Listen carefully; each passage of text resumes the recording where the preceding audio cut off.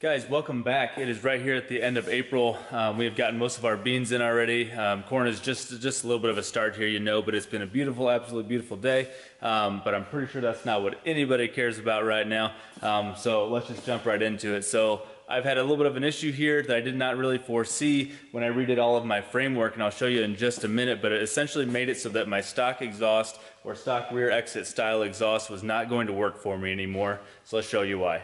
So it all comes down to sled pulling. So when I installed this Big Hitch Products hitch here, I went ahead and welded in some hitch receivers as well on the back to be able to hold my sled stops, just in case the sled were ever to hit the truck. Knock on wood, that's never happened.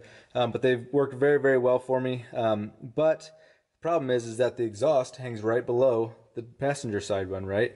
Which really wasn't a problem. I would just go ahead and unhook it there from the hanger and slide it out of the way, push it out of the way, slide the sled stop up, and then it was no problem. Put it back in place, no harm, no foul.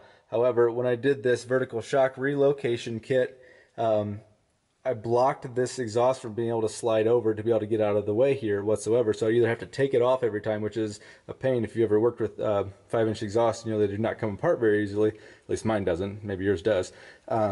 And so what I have to do here is just find a different way to do the exhaust. And so it was either do an axle dump there, just pull off this entire piece, do an axle dump, or do a stack. And I'm not really a big fan of axle dumps, so you know what we're doing here. All right, so I apologize. I actually already started this. I already drilled the hole.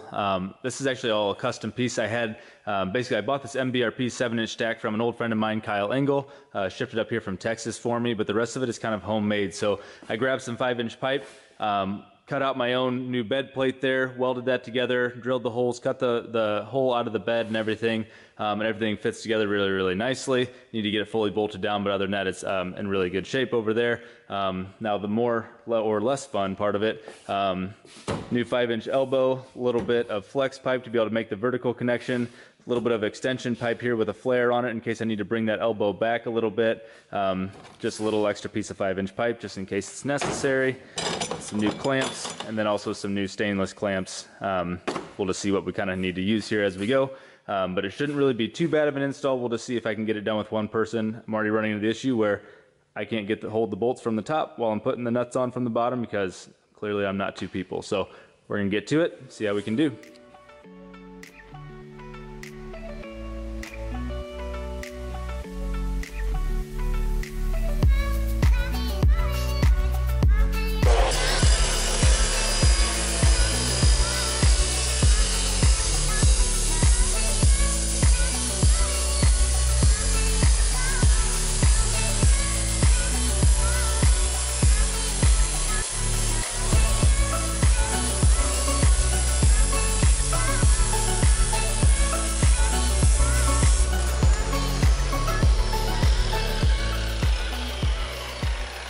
Alright guys, I apologize, it's dark under here and it was kind of just hard to get a camera in here while I was doing it, but here's the finished product of the actual pipe install here.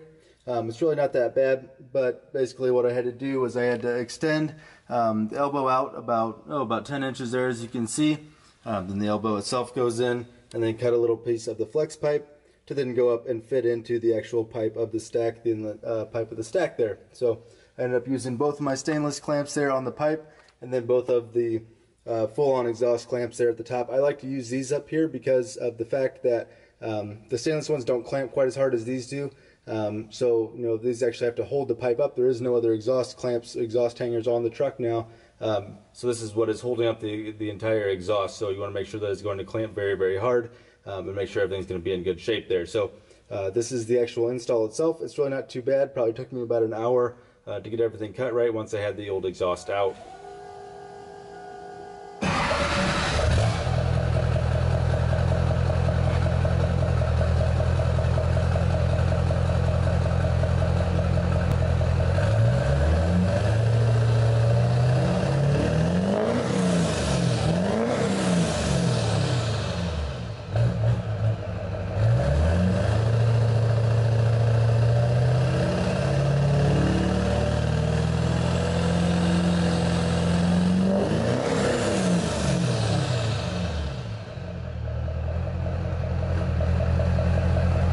Oh man, I forgot how good these things sound. I am so pumped about how this turned out. The install was super clean. Went actually For being totally by myself, it actually went really, really well.